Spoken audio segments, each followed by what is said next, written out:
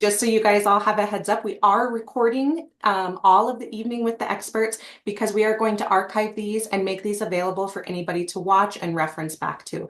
So if tonight you're listening to Cindy in a little bit talk about some of her tools and resources and you're like, oh my gosh, what was that? You'll be able to access it on our website at a later time. So, and we will also send out an email with all of the resources that you'll be able to navigate through at a later point as well. We are going to hop in. I don't see anybody in the waiting room. So again, I'm really happy you're all here. Minimize.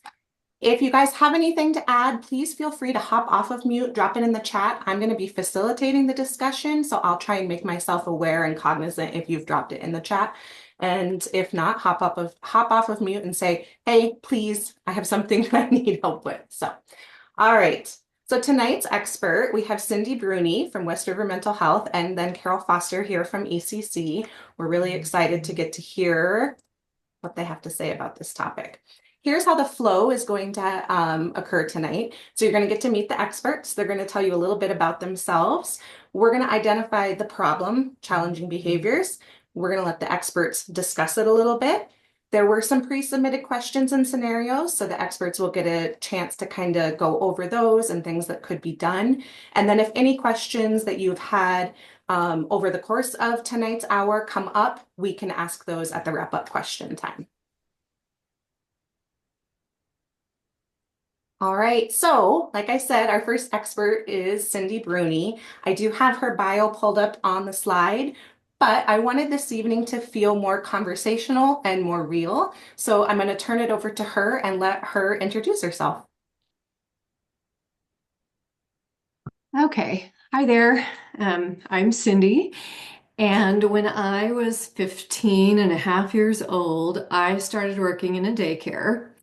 Um, and it kind of just, I never stopped. I was in high school and I'd work there after school. I'd work there full time in the summer. I worked with little ones, like 10 months to 2 years room.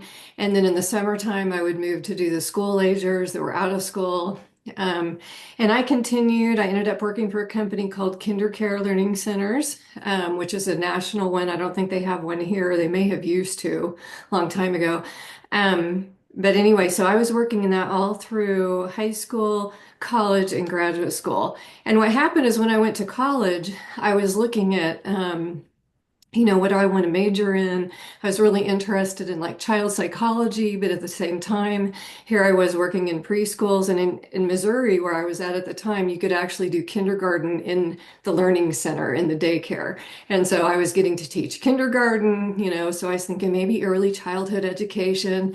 But I found myself drawn to the kids that had the most difficult time functioning in the classroom because of behavior problems. They were usually kids that were labeled as just the problems. Nobody wanted them in their classroom. They were oppositional. They would throw temper tantrums. They just kind of made your life at work not great. And so, at the end of the day, somebody'd be like, see you tomorrow, Johnny. And you're thinking in your head, does Johnny have to come back tomorrow? So, so been there with that. I've been bitten, I've been kicked, I've been, spit on, all kinds of lovely things. But I found myself like my goal was to make these kids succeed. And so I ended up majoring in psychology because I had taught myself behavior management, which is basically helping the kids to learn how to succeed in the classroom. And I mean, I went to great lengths. I tried all kinds of things until I could find success. And so that's really what led me into the field that I'm in now, as a child and family therapist at West River. And I work with kids, I mean, potentially 0 to 18. Typically, they don't get into me until they're at least 3 years old, if not four.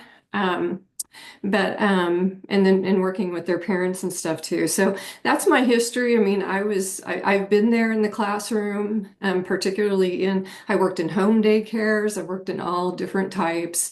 And I know that they're different environments and have different challenges too. Um, so yeah, that's pretty much how I got into it all. So your diverse background actually is a huge benefit to all of us teachers that get to listen to you tonight. Awesome. Okay, well, we're going to navigate to our other expert. So our in-house expert, Carole Foster. You want to give us a little briefing for those of us that don't know you? Well, hello, everybody. I think I've probably met most of you anyway, somewhere along the line since I've been with Early Childhood Connections. Um, I've been in this job for about 6.5 years now. I can hardly believe it that's been that long, but it has. And it really is the highlight of my professional career. It is the work that I always wanted to do. And when I first graduated from as a counselor, this type of job really wasn't available, or not that I could find anyway. And so it was it was really wonderful to come across this job so late in life. Um, so since um, I did come into this job so late in life, since I've been at ECC, I've had a ton of training thanks to our director, Autumn. She is happy to send me or let me sign up to do about anything to further my own education. And so I've been able to do a lot, and especially in the area of challenging behavior. So I'm really looking forward to tonight. I've gotten to know Cindy a little bit in the last few years as she's helped us with some of the challenging behavior that we've gotten. Um, and every time I hear her talk, I learn something new. So I'm looking forward to tonight.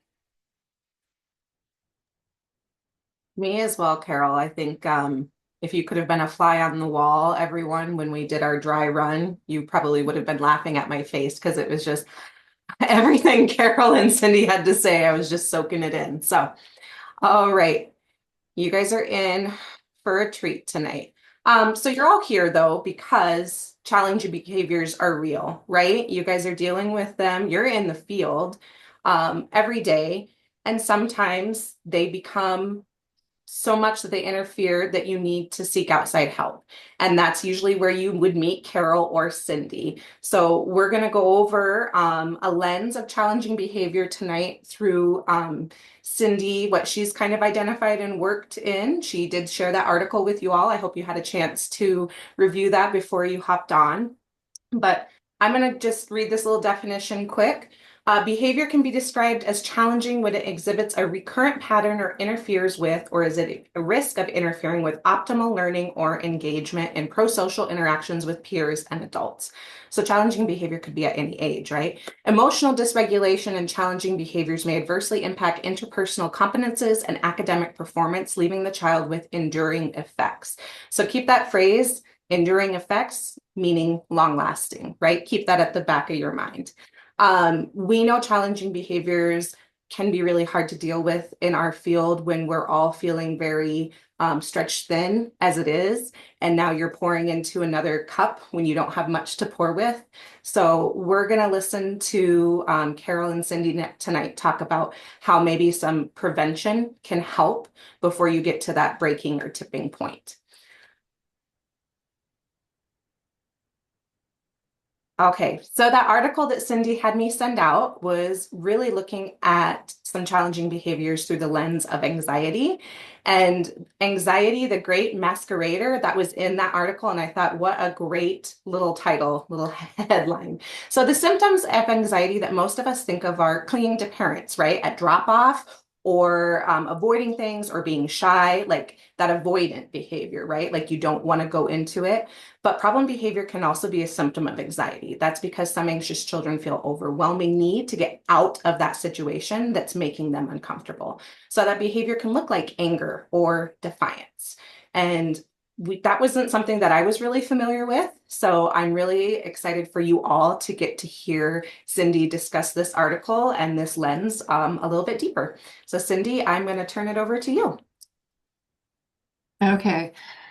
Um, Yeah, I was excited to find this article. It's very, if you haven't read it yet, I encourage you to. It's pretty easy to read, even given that it was written by apparently a psychologist and a psychiatrist. Sometimes those can get a little as far as understanding their lingo. But this one is really great. And I will tell you, just in my experience, early on, I didn't recognize it, but after being in the clinical field in the counseling world since the 90s, I can 100% say that every kid that I have had to deal with, including I go into the prisons and I work with incarcerated kids too, and every kid I've ever had to deal with had some pretty significant form of anxiety. And I'm talking about the ones that were like the most oppositional you can imagine, the conduct disorders, the ones starting crimes and things like that. And so there's something about whether it was in their family life, usually it's in their family life, part of that can actually be parenting styles or kind of a lack of supervision with parenting actually is a really great predictor of a growth of anxiety in children and humans. Um, and so I can say 100% that every kid I've ever dealt with these difficult to deal with behaviors, there was some form of anxiety there. And whenever you get that under control, um, it really does calm the waters big time and keep that in mind. And a lot of the things we use to calm the behaviors actually calm anxiety, and that's why they work. So that's what I'm excited to tell you about.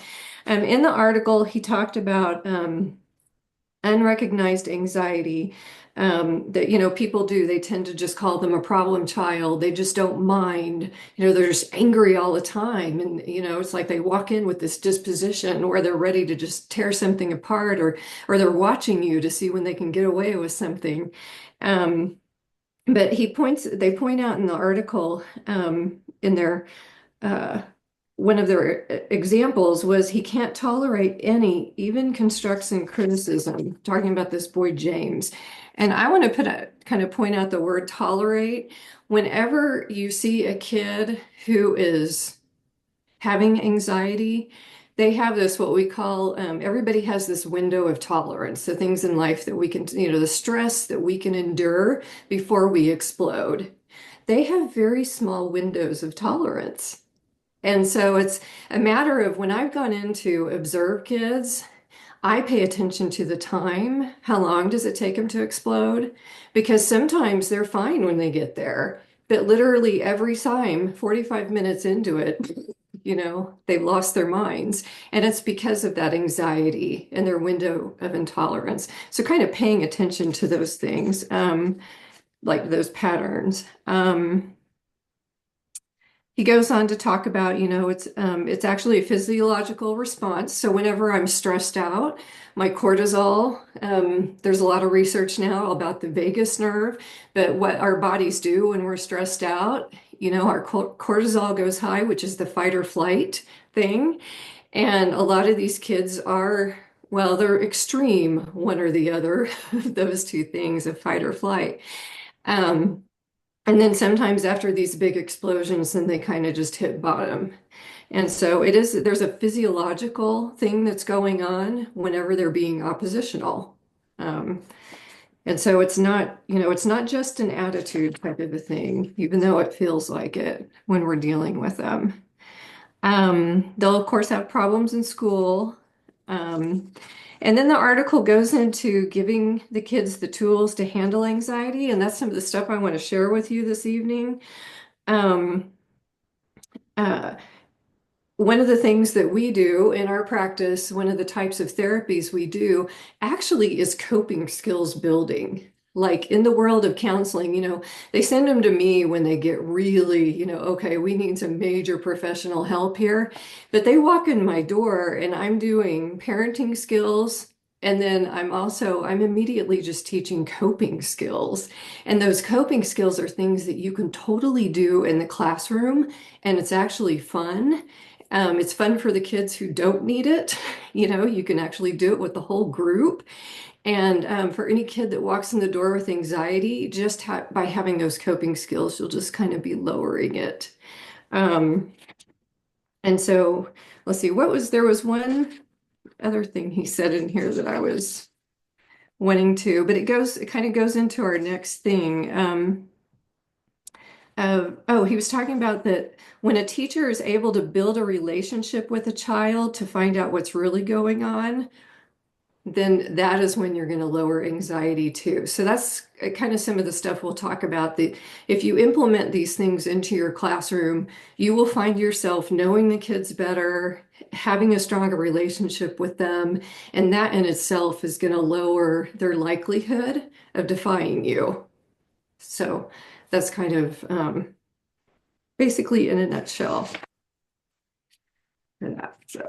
Awesome. Thank you, Cindy. Carol, I should ask, did you have anything you wanted to add onto that article? The only thing that came up that I forgot to mention is a quote that Cindy had said in one of our first meetings, that we're not really concerned with the diagnosis with these children. I think sometimes we as teachers or parents can get hung up on that we search for that or need that. But what we want to look at is the symptoms and how we can treat that and help with that. And how Cindy just mentioned that it's good for all kids. It doesn't have to just apply for children with challenging behaviors. So moving from that, Carol, did you have anything to add before I move on to the next slide? No, I was, well, you stole my thunder, Rose. I was just going to say the same thing that you just said about how the strategies are good for all the kids in the class, even if they don't seem to need any kind of specific strategies to deal with anxiety. It's still good for those kids to learn these things, and you never know, like down the road, when they might, start practicing those things that they learned when they were in your classroom. So, but this is a good segue to talk about the pyramid model.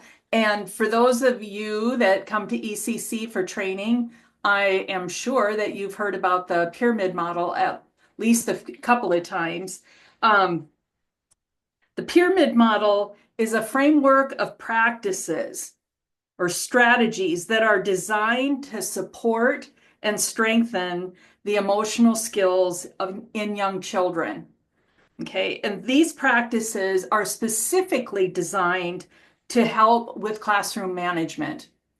And so in tier one, which is that pretty blue color, tier one is split into two different sections. There's one that targets the type of relationship that you as teachers have with the kids. And then the other part of tier one looks at the environment and how that environment is physically set up and the things that are in the environment that are supportive. So just basically, tier one includes the kind of schedule that you have in your classroom. Is it posted? Is it a schedule that you follow? Do you talk about the schedule throughout the day so that the kids really understand exactly what is coming up, what has been accomplished, and they know what their day is going to be like? This really helps kids kind of get grounded in the day, and it helps them prepare mentally for what's coming up, and they can figure out, like what's already happened, and it just helps them with that sort of mental organization. It also includes routines and classroom activities, and also the way that you transition kids from one activity to another. That's a really difficult time. Transitions are tough, and a lot of times it is a peak time for challenging behavior. And so learning some strategies of how to handle that and how to keep it more manageable can be a win-win for you and the kids. And tier one also includes teaching social skills and emotional competencies such as sharing, teaching kids how to work together, and then also your ability to tell the kids continually all day long what it is that your expectations are from them. So all of those things together really provide an environment that is conducive to reducing stress and for letting the children know what's going to happen, what's coming up. Um, and when you give them those expectations, you are telling them exactly what it is that you expect from them. Tier 2, the targeted social emotional supports, includes teaching things like friendship skills and problem solving. And it is additionally teaching children how to express their emotions. And part of the targeted social emotional supports does include working one-on-one with kids. Like if you've got a child with challenging behavior, developing specific strategies that target what that challenging behavior is, and then maybe what that child can do to help give him or her more choices when those emotions come up so that they don't rely so much on challenging behavior, but can use behaviors that are more socially acceptable or just better for them. So when the pyramid model is followed, when tier 1 is put into place and you got all those skills down and things are running pretty well in your classroom, challenging behaviors will decrease about 80%.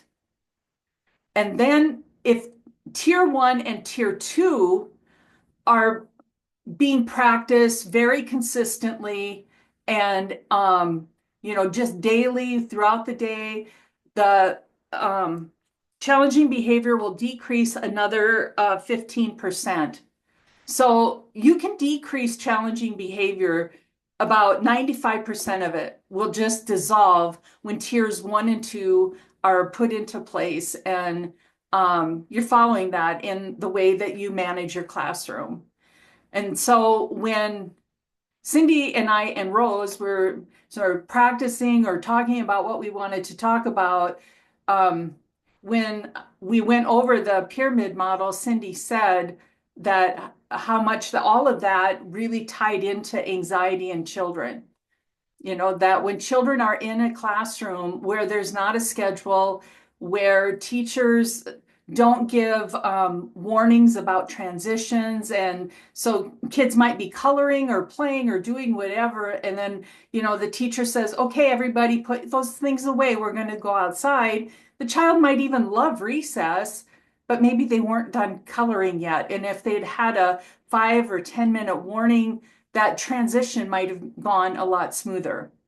So anyway, we were looking at the support the pyramid model gives as far as helping kids with decreasing their anxiety.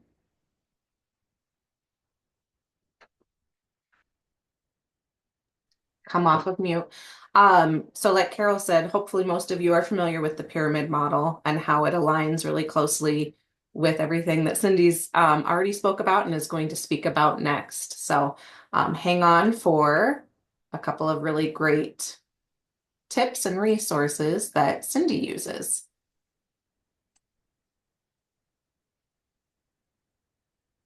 All right, so this is zones of regulation. This was actually something that Carol and I were not very familiar with, if at all, right, Carol? I didn't know about it. Nope. However, it makes perfect sense. And for somebody that is a visual learner, it is such a great tool, I think. And for the young children in your care, this is going to make a lot of sense. So I'm going to let our expert in this, Cindy, tell you all about it. Okay, so one of the things I want us to think about too, like as we talk about anxiety, kind of equate anxiety to stress. You know, we talk about anxiety in children. It basically is stress, like how they're interpreting. And so we want them to be able to, one of the important things that we try to teach kids whenever we're teaching them feelings and stuff, and how to talk about that, how to work it out naturally. Then we're wanting to say, what do you feel right now and things like that. Um, The zones of regulation, they were originally made they're by an occupational therapist. She created them because she noticed working in a school that a lot of the kids that she worked with, and many of them on the autism spectrum, um, did not, they had really poor emotional and behavioral regulation.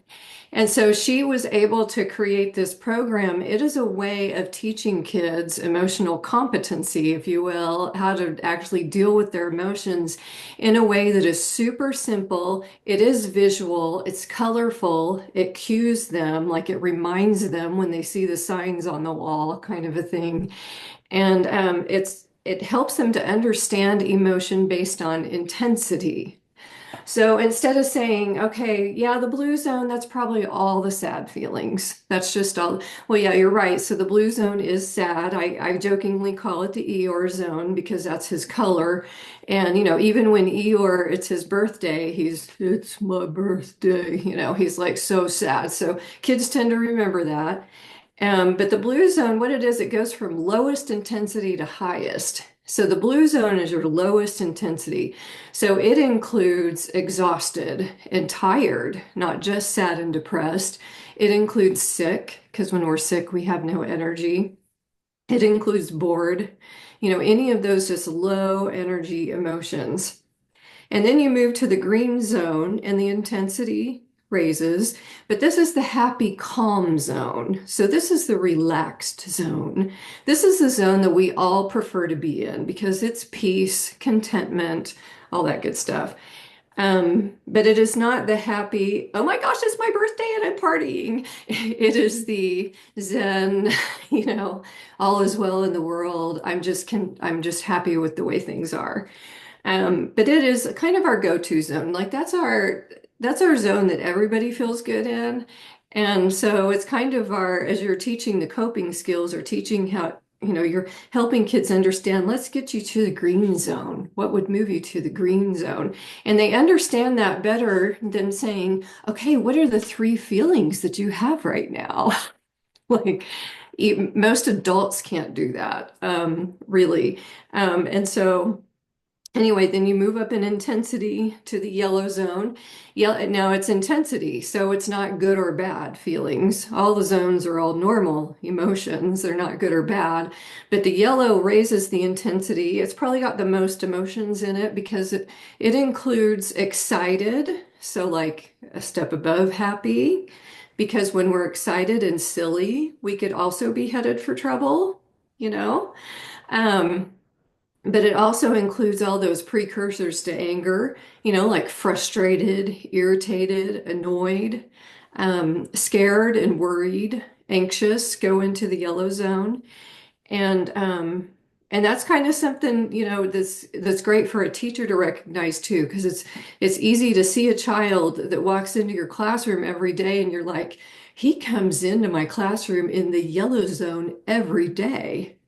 Or maybe he comes in the green zone, but by 10 o'clock, oh my gosh, who is he? And thinking in the zone terms, it's almost like a left brain cerebral way of dealing with the emotions and having awareness about ourselves and others. It's very cool in that way. You'll start seeing in color when you see emotion. It's um, and then, of course, you move up. Red zone is the most intense.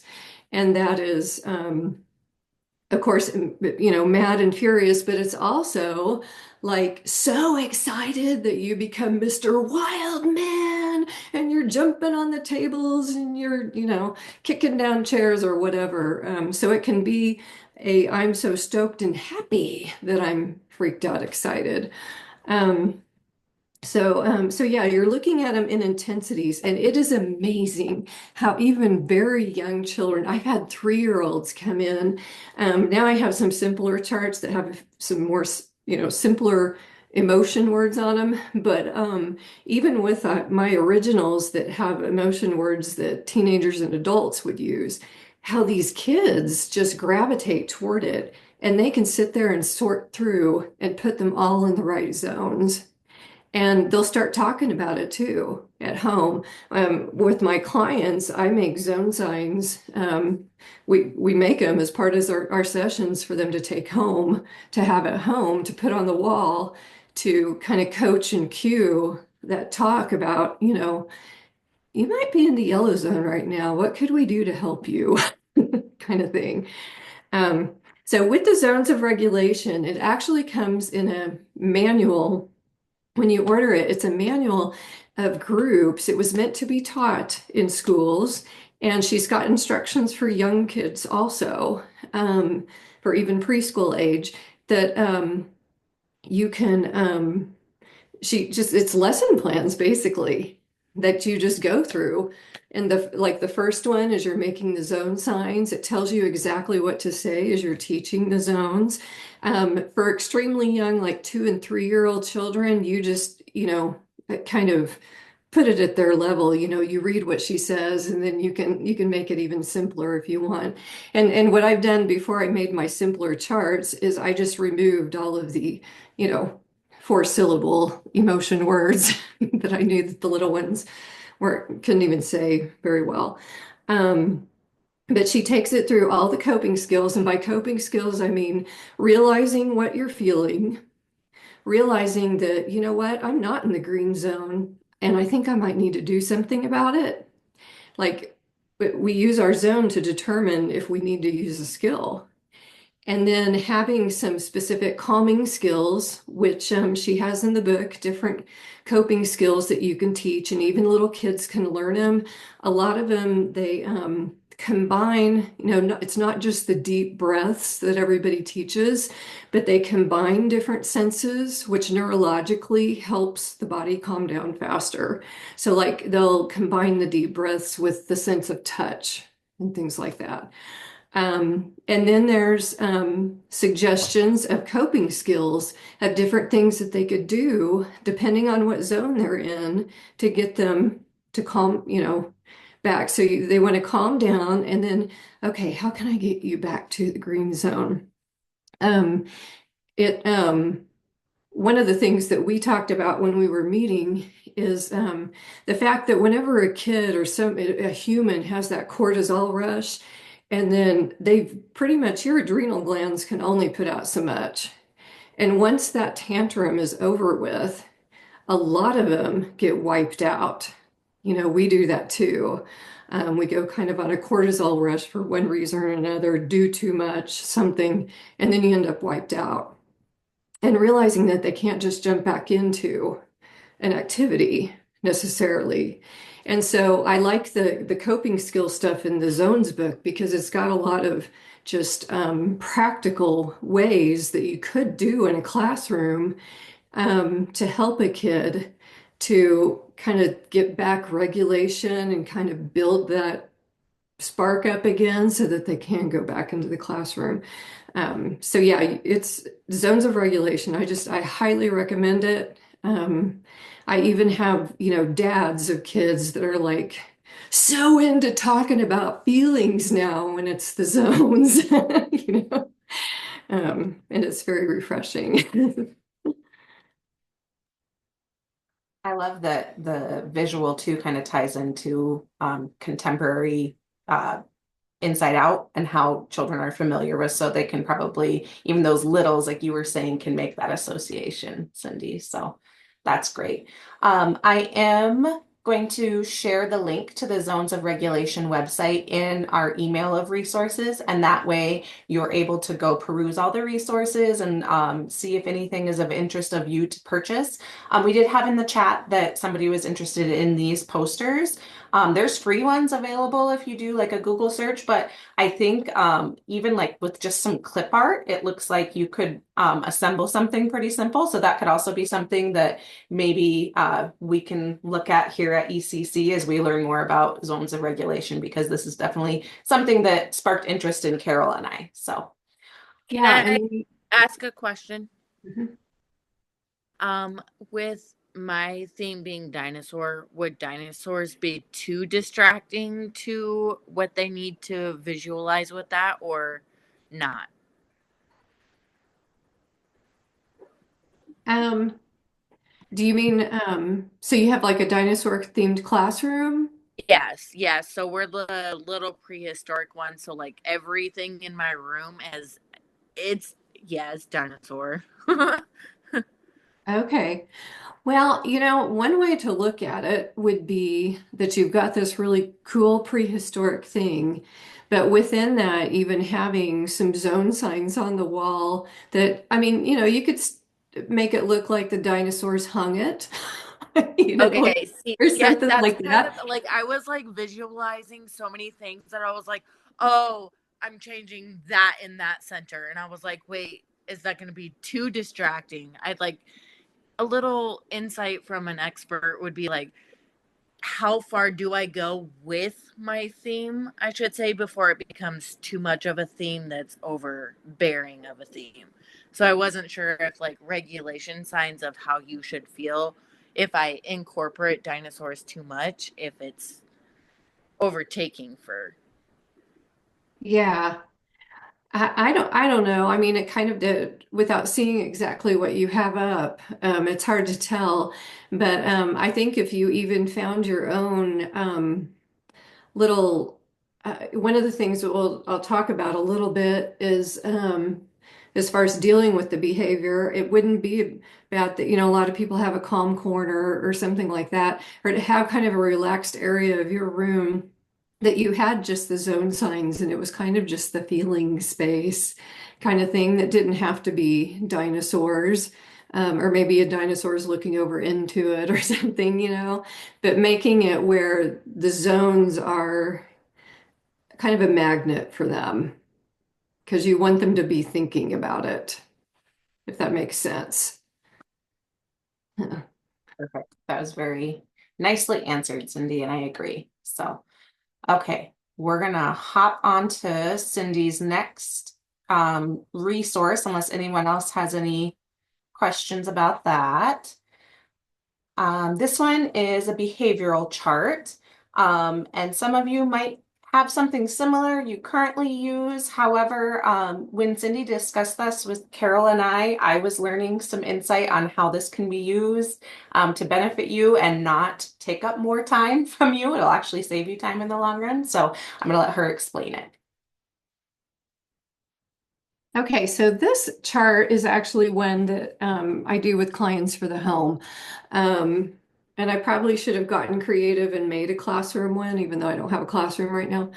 But, but this is the basic idea. So, if I'm going to have the parents do this at home, I'm not going to have 5,000 things on the chart that they need to keep track of. It's going to be automatic breaks in the day, so to speak. So here I have their chart. You see the days of the week on the left column, but then there's three columns of three times of day. There's morning, and then there's afternoon, and then that's evening. And that's my artwork. You'll have to excuse it, but I'm cheap. I've always drawn. In fact, the zone signs, she tells you in the book how to make them. That's what I did. So, anyway, so they have three times a day where basically, in conjunction with a reinforcement chart, which is what this is going to show the times a day, how their behavior was. And we only record on it the positive, so if they had a good morning, which means they did not get any kind of consequence for a behavior, and I'll talk about that in a little bit. But they didn't get any consequence. Then at noon, this child would get to draw. It's laminated, so you can have, dry erase or use crayons to mark a happy face in the space, because showing if the child did like go to break time, timeout, whatever you want to call it, and for the morning time, then they don't get to put their happy face there, basically. The next column is just for the afternoon. So in the morning, you only, every time at lunch, right before they eat every day, we go to the chart, we put it on, they record how they did. And then for the afternoon, if they haven't at home, gotten in trouble and had to do their break time, then at dinner time, right before they eat, they come and they put their happy face on. And then they're going to do the same thing at bedtime. And so it's set times. They always know when they're going to get reinforced. and they always know, what they're getting reinforced for. It's gonna be very clear as to if they earned it or not. And then the last column is just for them to count how many they earned that day.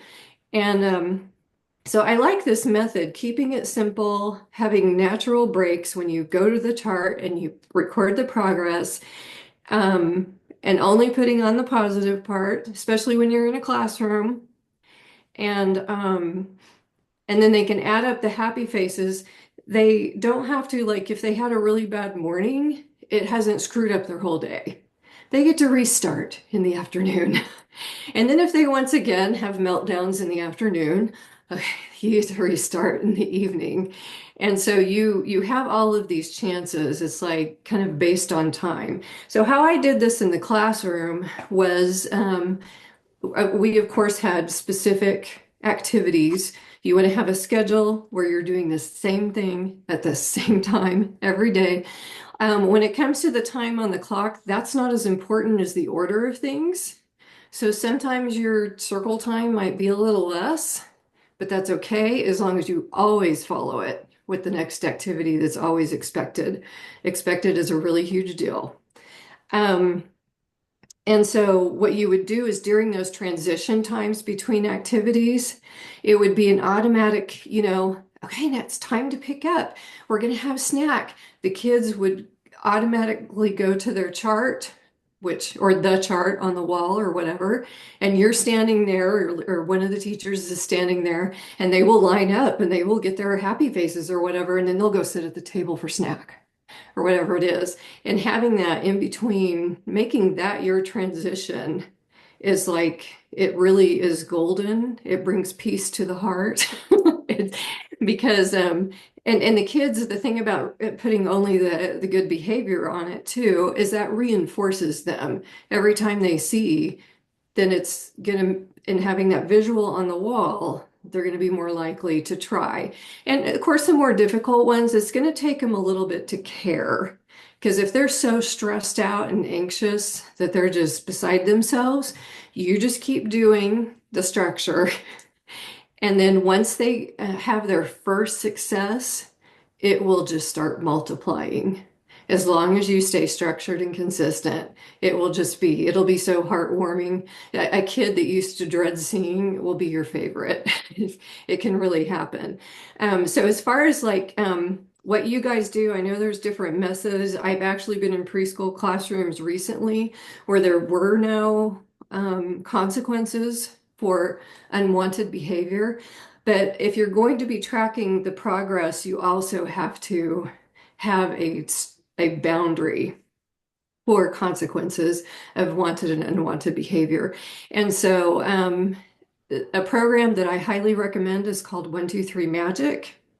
And it's based on a counting method. You would want to actually get the instruction from the psychologist that created this, because it's not like when you hear parents out in public, 1, 2, it's not that. It's a very uh, way of applying limit setting without emotion. And you want to be very matter of fact and always to be the same thing, and that like a very expected thing. Um, and that if they went through that whole circle time and they didn't get to 3 or whatever it was and didn't need to go calm down, they get their happy face, if that makes sense. So you have to have both. You have to have some sort of negative, a thing that makes this not so great. And then whenever they conquer that and they actually regulate themselves, it's really great, that they're constantly getting reinforced for that. But yeah, you have to have that balance in the classroom. And I know there's a lot of thoughts out there now that timeout became like a bad thing. But honestly, if it is applied, it's kind of a way of that coping, that calm down coping skill to help them learn that, because it's kind of a message of, you're not able to calm yourself down right now. I'm going to have to help you de-stress. I'm going to have to take you over to this place over here that we have for you to de-stress. And that's a way to look at it, is you're helping them learn that coping skill, so they can start doing it themselves. But you can call it break time, whatever you know. Um, One of the teachers that's in this class tonight, Cindy, Miss Chase, she calls it a body break, yeah. and encourages them to take a body break, and yeah, just nothing negative about it, but just recognizing that a break is needed, that the Mhm. child needs to collect themselves. Yeah. I've seen that be very successful in her classroom. Mhm. Well, and it I is, was I oh, go was ahead. just about to pop on and we were just gonna say the same thing. It's a body break. Mhm. Yeah, whatever. I mean, if you have a good term for it and everything, and that's already part of your language, go for it.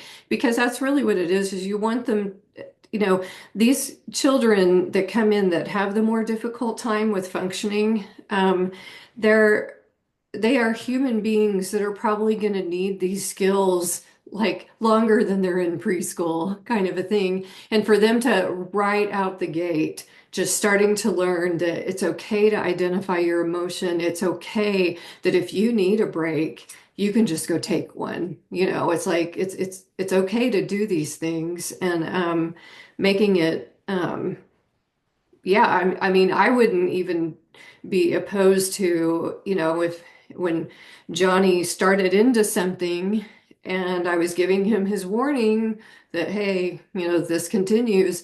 And if he was able to just stop himself and say, I need a body break, and tell me himself, I'd be giving that kid extra stickers at the end of the day because that's really the goal, is to get the kids um, that really need to use the skills to start using them. Agreed, Cindy. And I think Carol brought it up, but just eliminating that negative connotation. Like you're not just pushing them away when they have these extreme behaviors, but you're identifying and addressing and working, you're right there with them, working through it, right? The behavioral chart, one other thing that Cindy said, and I just want to stress, is just that structure and consistency. It's not going to work if you're just going to do it, every other day, once in a while. They have to know that that's the expectation. And children, they'll rise to your expectations. So don't give them low ones, give them high. They will meet you. Um, we're a little short on time, so we don't have time to really dive into this graphic a lot, but I wanted to throw it up really quick because Cindy referenced it earlier and it's something that Carol uses in some of her trainings. But this is just a really good visual for what that escalation cycle is in children.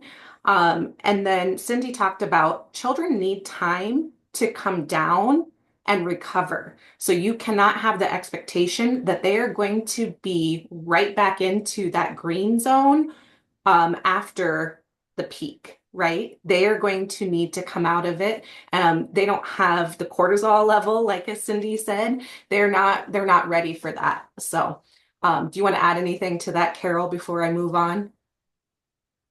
Um, No, I just think it's a really good visual of what it looks like when a kid is having a tantrum, and that it's really important for parents and teachers to remember that once a child is past that agitation stage, there's really nothing that you can do to switch the behavior and have them get in control again. It needs to run its course. After you start into escalation, it needs to peak and then it will de-escalate, and then there is that recovery time. But I've seen so many times when a kid is tantruming, and they are in that escalation phase, and the teacher will be asking them questions or suggesting to them that they do a specific thing to help themselves calm down, but they're past that point, and so it's just frustrating for everyone when the teacher is trying to push for a change in behavior at that point.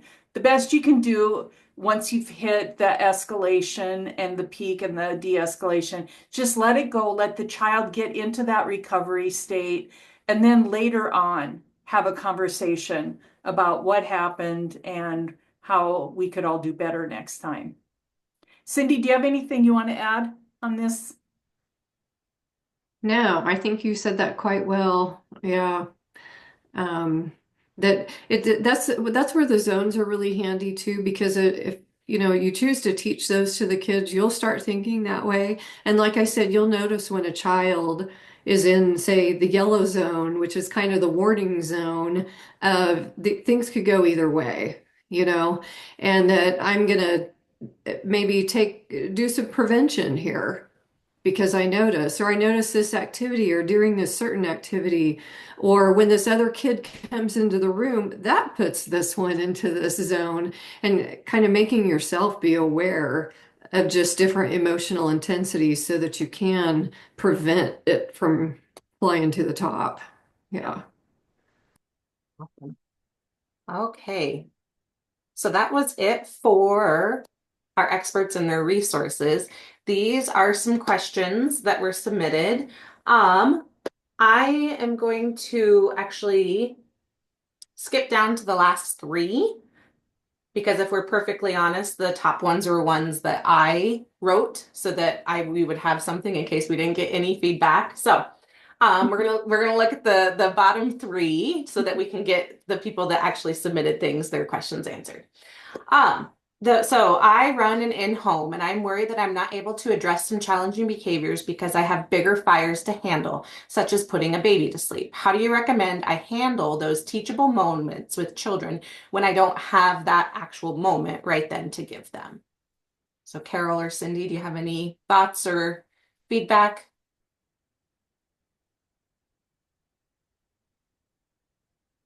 Well, think one of the things that comes to mind for me is um,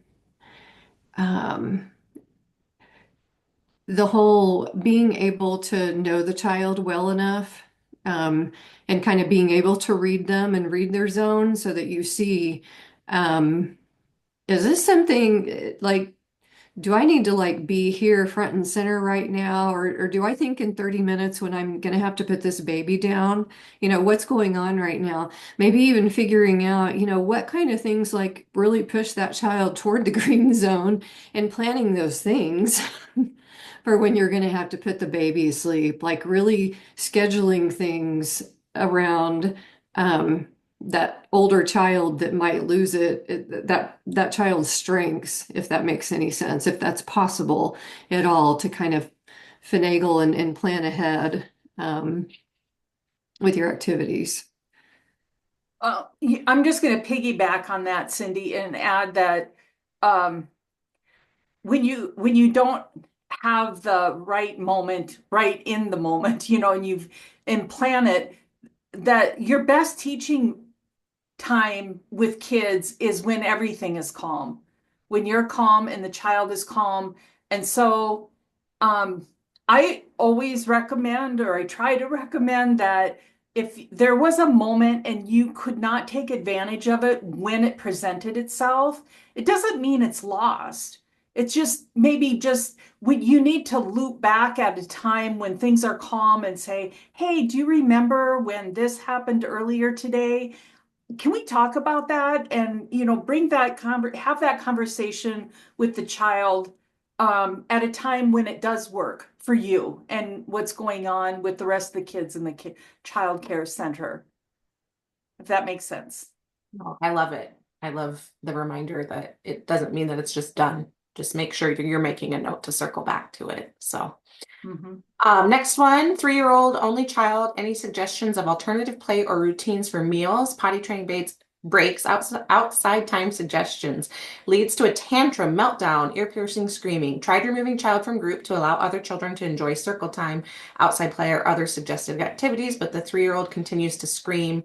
Parent states child was asked to leave previous childcare location to screaming, biting, hitting behavior. Thoughts on that? I think that this will, I'm just chuckling because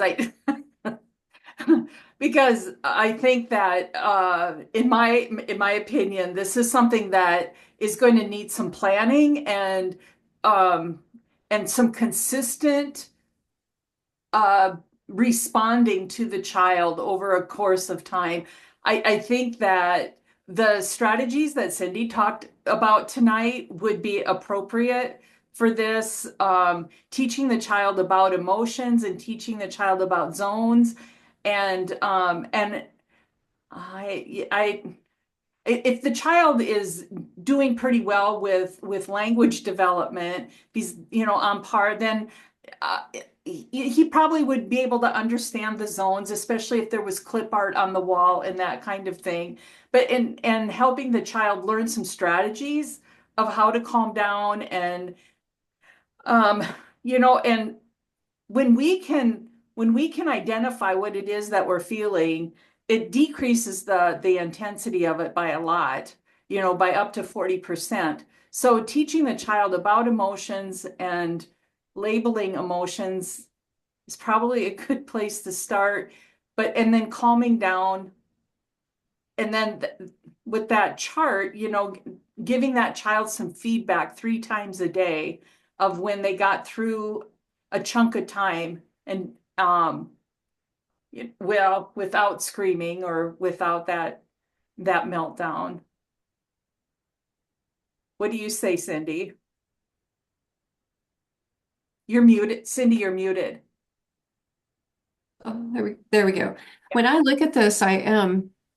So one of the things that's happened, so the child was asked to leave a previous child care location.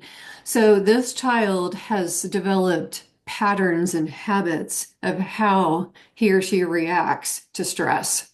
That's part of it, is that things weren't in place before to help them to be able to regulate themselves.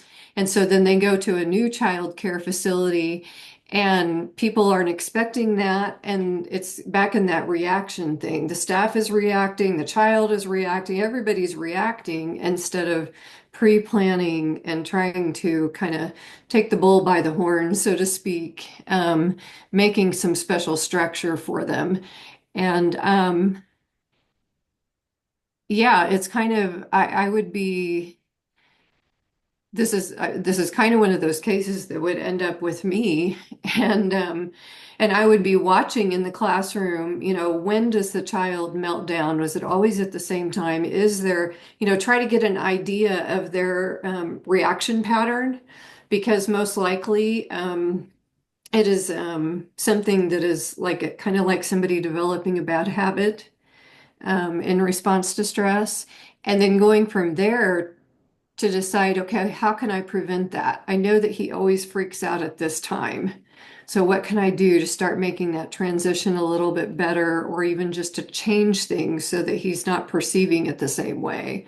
So it is kind of tricky, and you just have to get a lot of it. It's a very basic, almost like data that you're collecting as far as when the child has done this, what was going on in the room, how long had the child been there, like taking those things to get an idea of what his stress cycle is like, and then using that to try to use those preventive measures. I mean, honestly, uh, having a very structured, like a chart that has, for your preschool classroom, let's say you have 5 or 6 distinct activities, you could have that many sections on your chart as long as you reinforce it after every activity in the transition time. And even incorporating that would probably lower his anxiety as far as what to expect next in the day. Um, but yeah, that's kind of a tough one because he's actually established some patterns, some habits. Absolutely. Yeah.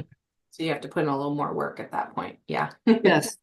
So this last one, what I'm going to do, since we are out of time, I'm going to attach the expert's answer to that last concerning behavior in the email of resources that I send out to everyone. That way you guys don't miss the answer, but I'm also not keeping you here later than I promised you. This last quote is just something I want everybody to keep in their mind. So, preschoolers are 3 times more likely to be expelled from a childcare program due to active behavioral problems as compared to grades K through 12. Aggressive and antisocial behaviors may persist beyond the age of 3 in about 3 to 15% of preschool age children, and approximately half of these children are embarking on a path that will inevitably lead to delinquency and criminal acts in adolescence and adulthood. Cindy mentioned this, that she works with children in juvenile detention and prison. And if you just think, had they been given the opportunity to get some of these skills and work through and analyze what their triggers are now, they might not have ended up there. Now, I know you have a lot on your plates and you have the hardest job. Here, let me just plop some more on you guys that you have this responsibility. But that's why you should treat your job as a profession. You have the most important job. You are teaching our young children how to be humans and how to engage. So these are important skills and tools. We don't have time for wrap-up questions. So what I'll do is if you have any questions that came up that you would love, burning desires to ask the experts, when I send out that email of resources, please respond to it and I will make sure Carol and Cindy get and see your questions. And I can even share, with permission from Cindy and Carol, their emails out to you so that if you would like to further the dialogue and further questions and ask them, then we can go from there as well. Okay, I'm gonna pull this up really quick. This is how you navigate to our new calendar. All of our trainings for the month of January are about challenging behaviors. Now, that doesn't mean that they all have the title in their name, but it means some of them might be preventative measures. So anything in January, if you want to get more help, look here, reach out to our office and try to sign up for some of them. Okay, now we are at the evaluation point. I'm going to stop sharing and I will drop that.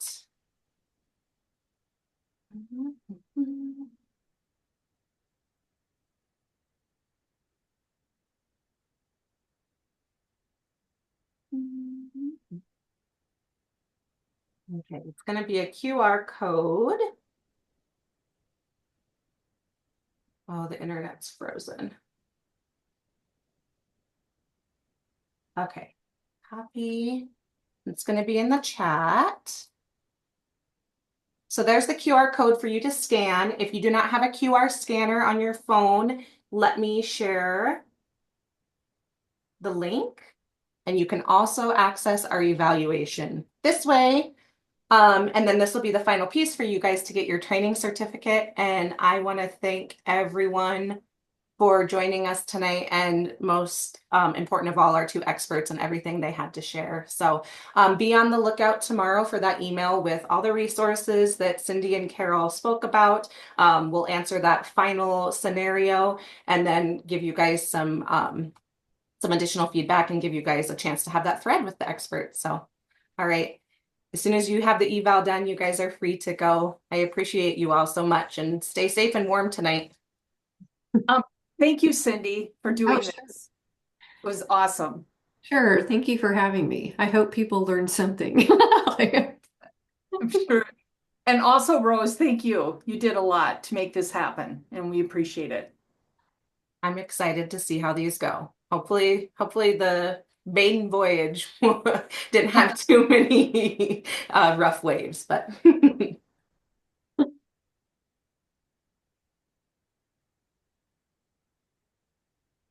so Cindy and Carol, I mean, you guys don't have to hang out if you don't want to. If you guys want to hop off, I can just email you that one scenario that I wanted answered for them. And then, yeah, I'll forward that out to everyone tomorrow. So Sounds good. Good night, everybody. Thank you. Good night.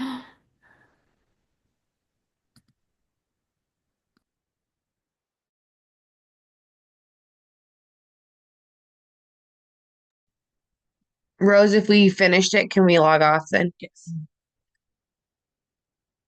Can she not hear me? No. Yes, you can, I Chase. was muted. Sorry. Oh, Yes, you absolutely okay. can. Thank you, Chase. I heard you. Perfect.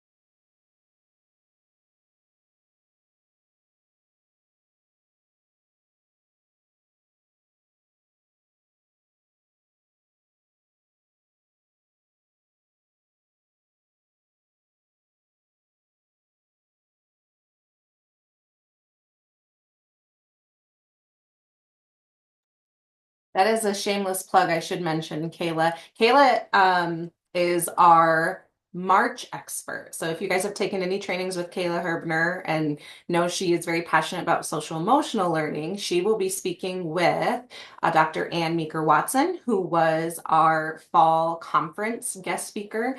And so they'll be putting on another amazing one in March. February will be the specials. So when you think specials like art, music, PE, those really are a struggle sometimes to integrate into the early childhood environment. So we actually have a PE methods professor from Black Hills State University, and she'll be working with Krista here in-house, our school age specialist. So they'll be February. April is professionalism. So how do we help you consider yourself a teacher? How do we help our community and society consider yourself a teacher? And what does that look like? How do you advocate for it? Those experts will be Dr. Rudia Kihira from Black Hills State University and myself.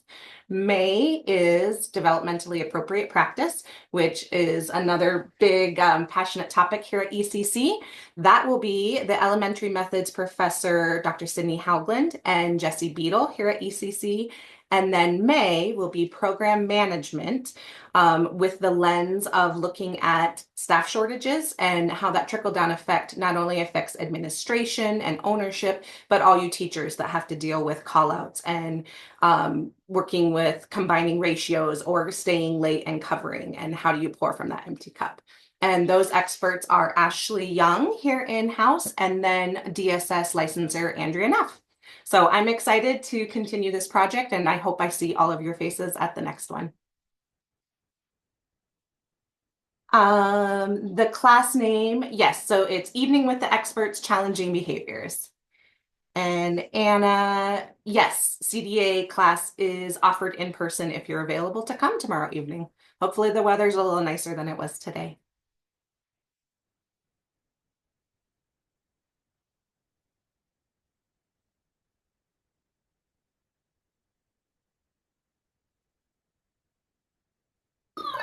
All right, Rose, I'm done, but somebody's been waiting to say hi to you. I'll see you in the morning. I'll see. Bye, guys. So that chart name was the zones of regulation. I'm going to be sharing that out in that email. So then you guys can access that website. Yeah. Like Cindy said, it has a whole curriculum that you can purchase. So depending on what facility you work at, or if you own it in-home, it might be something you'd want to look at accessing, but there are some free resources as well. So I will be sharing those. All right, Rose. I'm submitted and logging off. Have a Perfect. good night. Have a good night.